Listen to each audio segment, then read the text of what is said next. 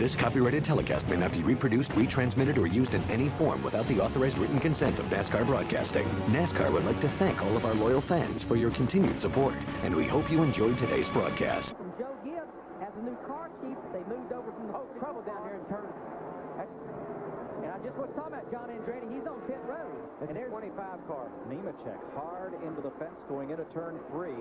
John Andretti had already begun his pit stop, and Kyle Petty is in as well. It's felt that some of the Dodges don't get quite the mileage. Will be open. Here's just the tail end of it.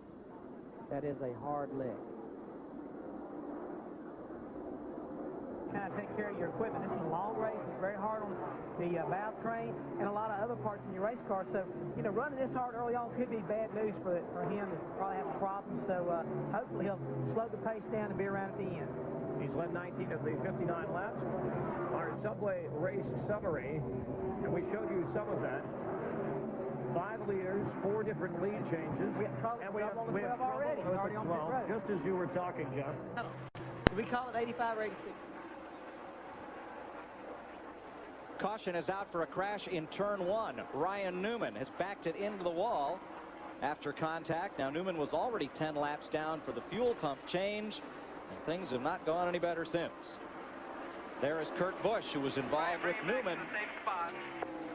Busch has already been in the garage, had to do a little work himself. Yeah, he was 19 laps down. He's going off into turn 1 right there. You see Ryan Newman on the low side of Kurt Busch in the 97. Oh, he just slides up into it.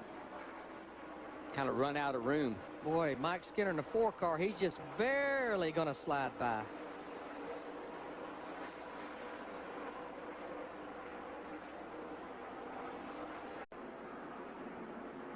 John Andretti was running in 15th place when his Cheerios Dodge ran into the turn 1 wall. Real late entry into the corner and got up in the loose stuff, and the back end come around on it. That's put us under the 3rd caution of the day at lap 115. And the leaders are on pit road. 4 laps. And this is the last Evernham car in the race. The Ultra Evernham Motorsports, Jim Smith and Ray Evernham on this number 7 car. You know, there's a lot of cars that has gotten underneath Dale Earnhardt Jr. getting in the corner, but Dale Earnhardt Jr.'s car's working pretty good in the second groove and all the corners, and just can't complete the pass on him. Hey, what a weekend for the Jarretts. Jason second yesterday in the ARCA race to Damon Lusk, the winner. And here's his father, Dale, who spotted for Jason yesterday from the top of the truck in the lead with 3.5 to go. Rusty Wallace, Michael Waltrip fighting for ninth. Dave Blaney in the 77, the yellow car right there behind them, lurking to see what's going to happen between these two. Boy, it never fails here. Things change so quickly the last few laps of this race here at Pocono. Engine failures, people that make good calls on their pit stops. And the folks in the grandstand, they know nobody's left. That's right. And they're all standing up. They're all standing up. Mark Martin has just gotten by an ailing Ricky Rudd for 2nd place. And here comes Jimmy Johnson. 3 laps to go. Right now, Mark Martin's about 3 3/4 seconds behind leader Dale Jarrett. Dale Jarrett just needs to make sure he hits his marks. He has a pretty clean racetrack in front of him.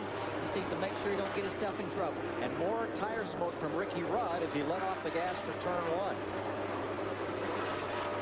To be able to continue on like he is, Larry, I got to think it's a left side tire, because if it was a right side tire, I think he would have had, I don't think he could have driven the car.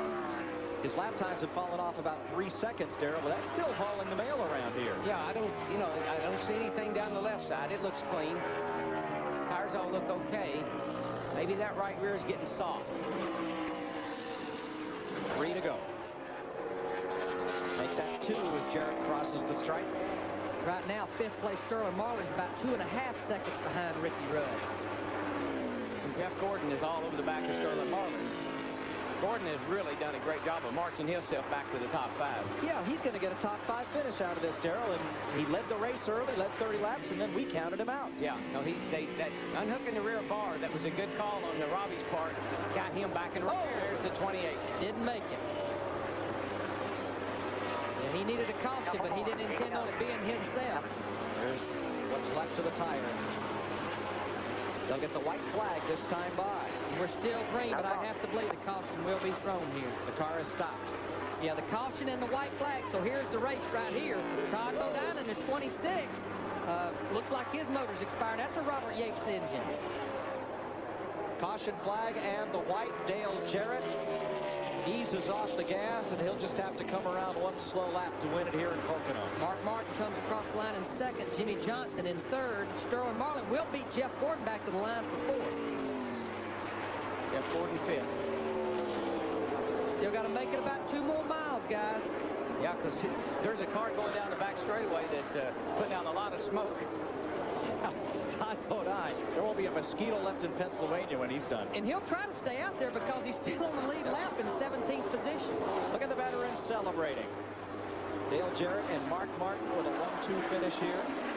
And they'll make this last mile. Absolute. This truck delivers. And they know they have plenty of fuel. You know, I was mentioned earlier before we got some battles, Dale Jarrett has 2 wins here. The last one back in 1997, but his first win here in Pocono was in 1995 in the 28 car. I'm telling you, what is the 2018 going to do? I mean, this is 3 races in a row.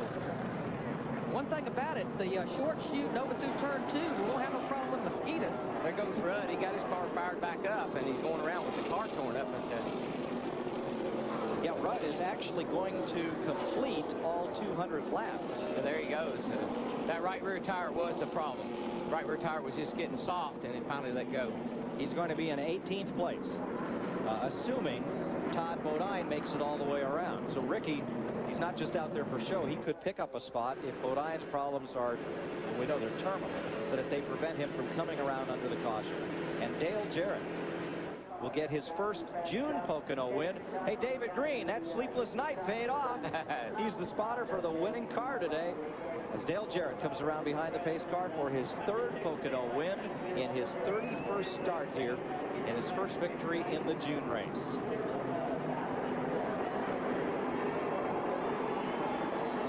Dale Jarrett wins the Pocono 500.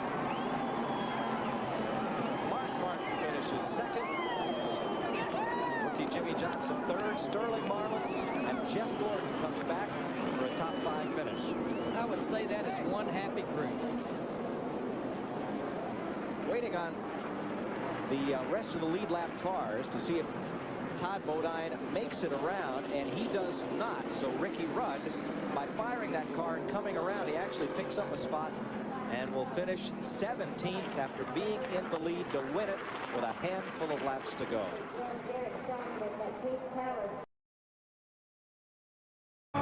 This copyrighted telecast may not be reproduced, retransmitted, or used in any form without the authorized written consent of NASCAR Broadcasting. NASCAR would like to thank all of our loyal fans for your continued support, and we hope you enjoyed today's broadcast.